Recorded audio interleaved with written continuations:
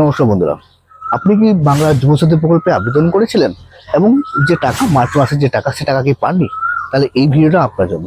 আপনি যদি বাংলা যুবসাথী প্রকল্পে আবেদন করেছেন এবং বাংলা যুবসাথী প্রকল্পে মার্চ মাসে যে টাকাটা সে টাকাটা দিতে পাননি, তাহলে অবশ্যই এই ভিডিওটা আপনাকে প্রথম থেকে শেষ অবধি দেখতে হবে।